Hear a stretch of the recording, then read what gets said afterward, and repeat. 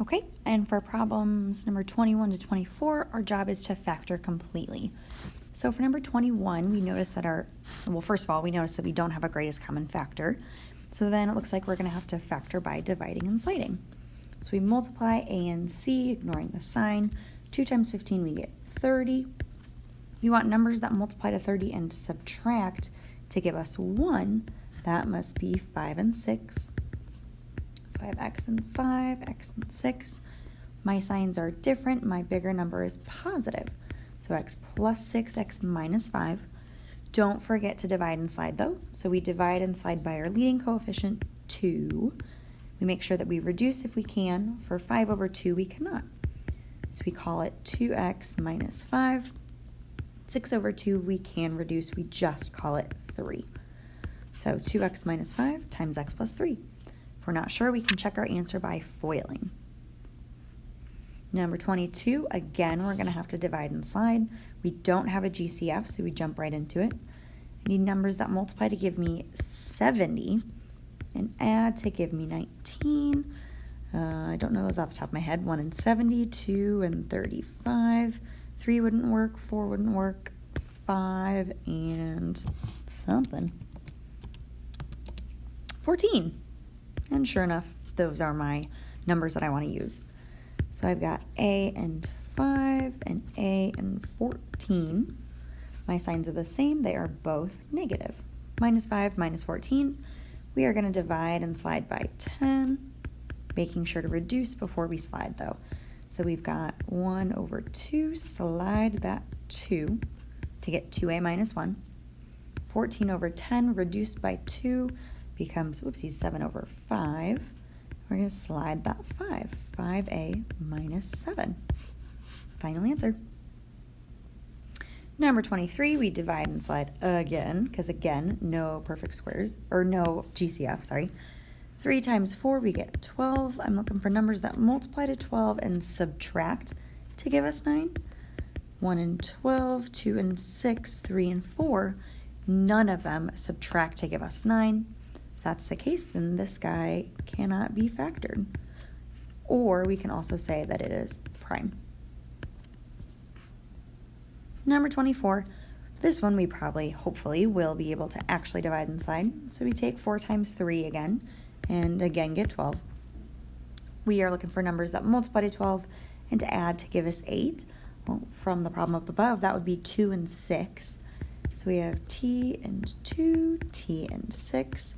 Our signs are the same. They are both positive, t plus 2, t plus 6. We need to divide and slide by our leading coefficient of 4.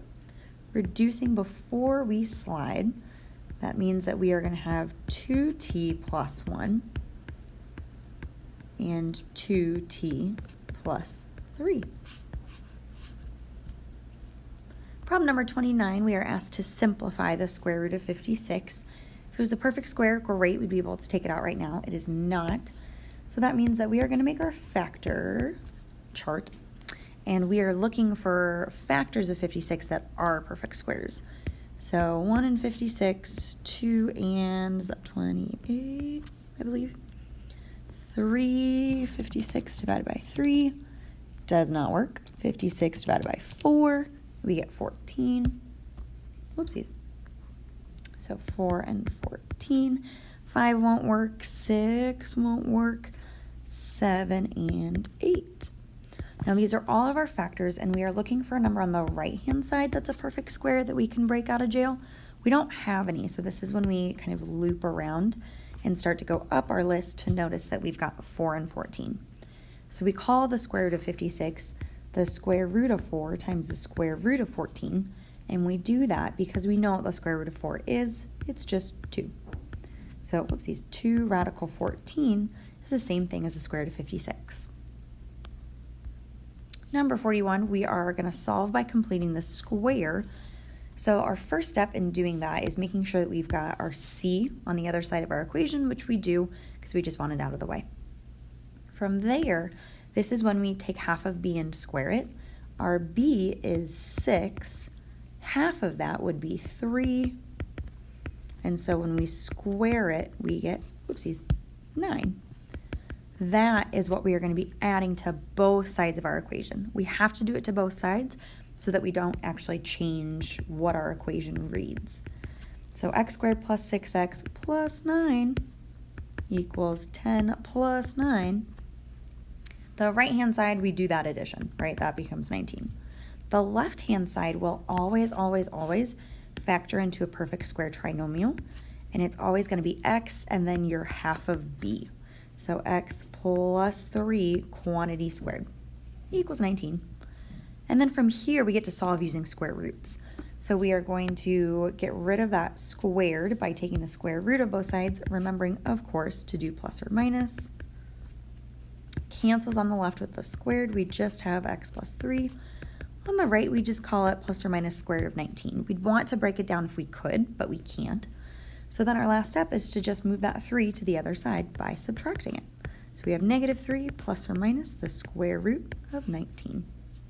We could plug those into our calculator and get decimal approximations, but negative 3 plus or minus radical 19 is our exact answer.